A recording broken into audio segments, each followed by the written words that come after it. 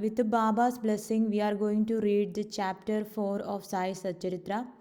Sai Baba's first advent in Shruti. Mission of the saint Shruti, a holy Tirth, personality of Sai Baba, dictum of Goli Bua, appearance of Vittal, Kshirshagar's story, Das Ganu's bath in Prayag, Immaculate Conception of Sai Baba and his first advent in Shruti, three Vadas.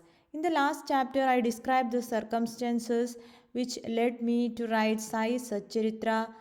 Let me now describe the first advent of Sai Baba in Shruti. Mission of the Saints. Lord Krishna says in Bhagavad Gita, chapter 4, 7 to 8, that whenever there is a decay of dharma and an ascendancy of righteousness, I manifest myself, and for the protection of the virtuous, the destruction of the vicious, and for the establishment of righteousness, I manifest myself in age after age. This is the mission of Lord and the sages and saints who are his representative and who appear here at proper times, help in their own way to fulfill that mission. For instance, when the twice born, that is, the Brahmins, the Kshatriyas, and the Vaishyas, neglect their duties, and when the Shudras try to usurp the rights of the higher classes, when spiritual preceptors are not respected but humiliated, when nobody cares for religious instructions, when everybody thinks himself very learned, when people begin to partake of forbidden foods and intoxicating drinks, when under the cloak of religion people indulge in malpractices, when people belonging to different sects fight almost amongst themselves, when Brahmanas fail to do Sandhya adoration and the Orthodox their religious practices, when yogis neglect their meditation, when people begin to think that wealth, progeny, wife are their sole concern and thus turn away from the true path of salvation, then do saints appear and try to set matters right by their words and action. They serve us as beacon lights and show us the right path and the right way for us to follow. In this way, many saints with Nivriddhi, Jnanadev, Muktabhai, Namdev, Gora, Gonai, Ekant, Tukaram, Narahari, Narsibhai, Sajan Kasai, Savada, Ramdas and various others did appear at various times to show the right path to the people, and so presently came Sri Sai Baba of Shruti. Shruti, a holy Tirth. The banks of the Godavari river in the Ahmednagar district are very fortunate, for they gave birth and refuge to many a saint, prominent amongst them being Jnaneshwar.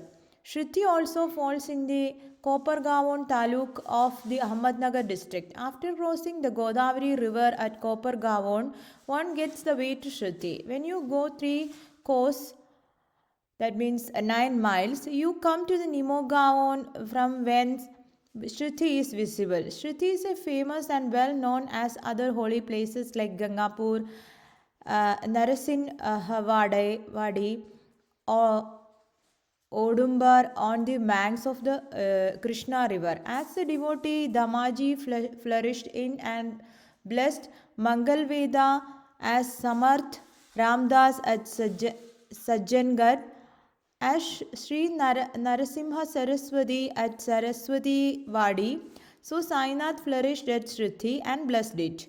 Personality of Sai Baba. It is on account of Sai Baba that Shruti grew into importance. Let us see what sort of a personage Sai Baba was. He conquered this samsar, which is very difficult and hard to cross. Peace or mental calm was his ornament, and he was the repository of wisdom. He was the home of Vaishnava devotees, most liberal amongst liberals. The quintessence of all essences, he had no love for perishable things and was always engrossed in self realization, which was his sole concern. He felt no pleasure in the things of this world or of the world beyond. His andarang was as clear as a mirror, and his speech always rained nectar. The rich or poor people the rich or poor people were the same to him. He did not know or care for honor or dishonor. He was the Lord of all beings. He spoke freely and mixed with all people, saw the actions and dances of Nuch girls and heard Gajal songs. Still, he swayed not an inch from Samadhi, that means mental equilibrium. The name of Allah was always on his lips. While the world awoke, he slept, and while the world slept, he was vigilant. His abdomen was as calm as the deep sea. His ashram could not be determined, nor his actions could be definitely determined. And though he sat in one place, he knew all the transactions of the world. His darbar was imposing. He told daily hundreds of stories. Still, he swerved not an inch from his vow of silence. He always leaned against a wall in the masjid or walked morning, noon, and evening towards Lendi and Chavadi. Still, he at all times abided in the self, though a siddha, he acted like a sadhaka. He was meek, humble, and egoless, and pleased all. Such was Sai Baba, and as Sai Baba's feet threaded the soil of Shruti, it attained extraordinary importance. As Jnaneshwar elevated Alandi Eganath did to Paidan, so Sai Baba raised Shruti. Blessed are the grass leaves and stones of Shruti, for they could easily kiss the holy feet of Sai Baba and take their dust on their head. Shruti became to us devotees another Pandharpur, Jagannath, Dwaraka, Banaras, Kashi, and Rameshwar, Badri Kedar, Nasik, Triambakeshwar, Ujjain, and Mahakaleshwar or Mahabaleshwar Gokar. Contact of Sai Baba in Shruti was like our Veda and Tantra. It quieted our samsara, that means world consciousness, and rendered a self realization easy.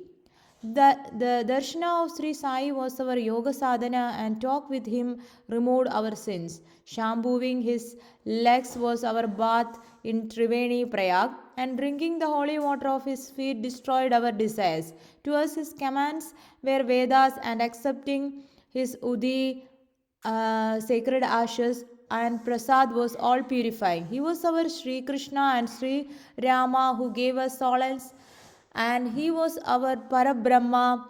He was himself beyond the pair of Dvandvas, never dejected nor elated. He was always engrossed in his self as existence, knowledge, and bliss. Shruti was his center, but his field of action extended far wide to Punjab, Calcutta, North India, Gujarat, Dhaka, and Kongan. Thus, the fame of Sai Baba spread far, far and wide, and the people from all parts came to take his darshana and be blessed. By mere darshan, minds of people, whether pure or impure, would become at once quiet. They got here the same sort of unparalleled joy that devotees get at Pandharpur by seeing Vittal Rakhumai. This is not an exaggeration. Consider what a devotee says in this respect. Dictum of Goli Bua. An old devotee by name Goli Bua, aged about 95 years, was a Varkari of Pandari. He stayed 8 months at Pandharpur and 4 months Ashada to Kartik, that means July to November month, on the banks of the Ganges. He had an ass with him for carrying his luggage and a disciple as his companion. Every year he made his wari or trip to Pandharpur and came to Shruti to see Sai Baba, whom he loved most. He used to stare at Baba and say, "This is Pandarnath Vittal incarnate, the merciful Lord of the poor and helpless." This Golibua was an old devotee of Vithoba and had made many a trip to Pandhari, and he testified that Sai Baba was a real Pandharinath. Vittal himself appeared. Sai Baba was very fond of remembering and singing God's name. He always uttered Allah Malik, and in his presence made others sing God's name continuously day and night for 7 days. This is called Nama Saptaha. Once he asked Dasganu Maharaj to do the Nama Saptaha. He replied that he would do it, provided he was assured that Vittal would appear at the end of the seventh day. Then Baba, placing his hand on his breast, assured him that certainly Vittal would appear, but that the devotees must be earnest and devout. The Dankapuri of Thakurnath, the Pandari of Vittal, the Dwaraka of Ranchod is here. One need not go far out to see Dwaraka. Will Vittal come here from some outside place? He is here. Only when the devotee is bursted with love and devotion, Vittal will manifest himself here. After the Saptaha was over, the Vittal did manifest himself in the following manner. Kaka Saheb Dikshit was as usual sitting in meditation after the bath, and he saw Vittal in a vision. When he went at the noon for Baba's darshana, Baba asked him point blank, "Did Vittal Patel come? Did you see him? He is a very drawn fellow. Catch him firmly, otherwise he will escape. If you be a little inattentive." This happened in the morning, and at noon there was another Vittal Darshana. One hawker from outside came there for selling 25 or 30 pictures of Vithoba. This picture exactly tallied with the figure that appeared on Kaka Saheb's vision. On seeing this and remembering Baba's words, Kaka Saheb Dikshit was much surprised and delighted. He brought one picture of Vithoba and placed it in his shrine for worship. Bhagwantrao Shir Sagar story. How fond was Baba for Vittal worship was illustrated in Bhagwantrao Shir Sagar story. The father of Bhagwantrao was a devotee of Vithoba and used to make varish, that means annual trips to Pandharpur. He also had an image of Vithoba at home, which he worshipped. After his death, the son stopped everything, the vari, the worship and the Shraddha ceremony, etc. When Bhagwantrao came to Shruti, Baba, on remembering his father, at once said, "His father was my friend, so I dragged him here. He never offered Naivedya, and so he starved Vittal and me, so I brought him here. I shall remonstrate him now and set him to worship." Das Ganu's bath in Prayag. The Hindus think that a bath in the holy Tirth of Prayag, where the Ganga and Yamuna meet, is very meritorious, and thousands of pilgrims go there at periodical times to have the sacred bath there. Once Dasganu thought that he should go to Prayag for a bath and came to Baba to get his permission for doing so. Baba replied to him, "It is not necessary to go so long. Our Prayag is here, believe me." Then, wonder of wonders, when Dasganu placed his head on Baba's feet, out came flowed streams of Ganga Yamuna water from both the toes of Baba. Seeing this miracle, Dasganu was overwhelmed with feelings of love and adoration and was full of tears. Inwardly, he felt inspired, and his speech burst forth into a song in praise of Baba and his Leelas. Immaculate conception of Sai Baba and his first advent in Shruti. Nobody knew the parents' birth or birthplace of Sai Baba. Many inquiries were made, many questions were put to Baba and others regarding these items, but not satisfactory answer or information has yet been obtained. Practically, we know nothing about these matters. Namdev and Kabir were not born like ordinary mortals. They were found as infants in mother of pearls, Namdev being found on the bank Bhimrati river by Gonai and Kabir on the bank Bhagirathi river by Tamal. Similar was the case with Sai Baba. He first manifested himself as a young lad of 16 under a neem tree in Shruti for the sake of bhaktas. Even then he seemed to be full with the knowledge of Brahman. He had no desire for worldly objects even in dream. He kicked out Maya, and Mukti was serving at his feet. The one old woman of Shruti, the mother of Nana Chopda, described him thus: This young lad, fair, smart, and very handsome, was first seen under the neem tree seated in an asan. The people of the village were wonder-struck to see such a young lad practicing hard penance, not minding heat and cold. By day he associated with none. By night he was afraid of nobody. People were wondering and asking when hence this young chap had turned up. His form and features were so beautiful that a mere look endeared him to all. He went to nobody's door, always sat near the neem tree. Outwardly he looked very young, but by his action he was really a great soul. He was the embodiment of dispassion and was an enigma to all. One day it so happened that god Khandoba possessed the body of some devotees, and people began to ask him, Deva, you please enquire what blessed father's son is this lad, and whence did he come from? Then he come. God Gandoba asked them to bring a pickaxe and dig in a particular place. When it was dug, bricks were found underneath a flat stone. When the stone was removed, a corridor led to a cellar where cow-mouth shaped structures, wooden boards, necklaces were seen. Khandoba said, this lad practiced penance here for 12 years. Then the people began to question the lad about this. He put them off the scent by telling them it was his guru's place. He solely a warden and requested them to guard it well.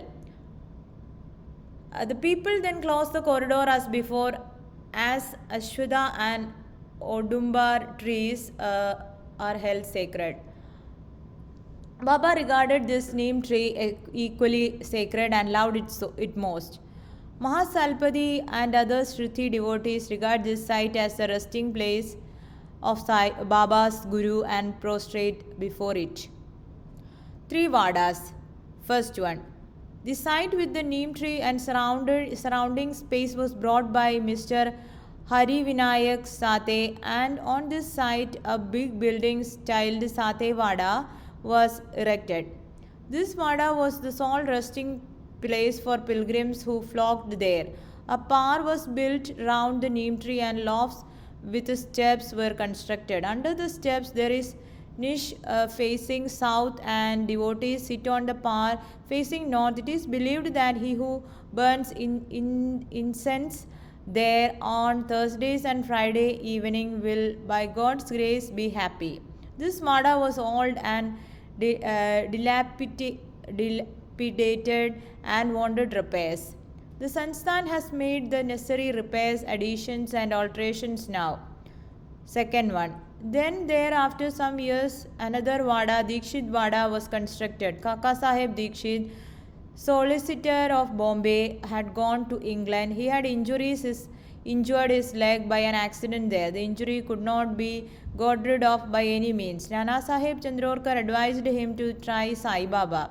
So he saw Sai Baba in 1909 AD and requested him to cure rather the lameness of his mind than that of his leg. He was so much pleased with the darshan of Sai Baba that he decided to reside in Shruti. So he built a Vada for himself and other devotees. The foundation of this building was laid on 10/12/1910. On this day, two other important events took place. First one, Mr. Dada Saheb Khabarde was given permission to return home, and second one, the night Aarti in Chavdi was commenced. The Vada was complete and was inhabited on the Ramanavami day in 1911 AD with the due rites and formalities. Third one, then another Vada or partial mansion was put up by the famous millionaire Mr. Booty of Nagpur. Lots of money was spent on this building, but the entire amount was well utilized as Sai Baba's body is resting in this Vada, which is now called the Samadhi Mandir. The site of this mandir had formerly a garden which was watered and looked after by Baba. 3 Vadas thus sprang up where there was none formerly. Of this, Sate Vada was most useful to all in the early days.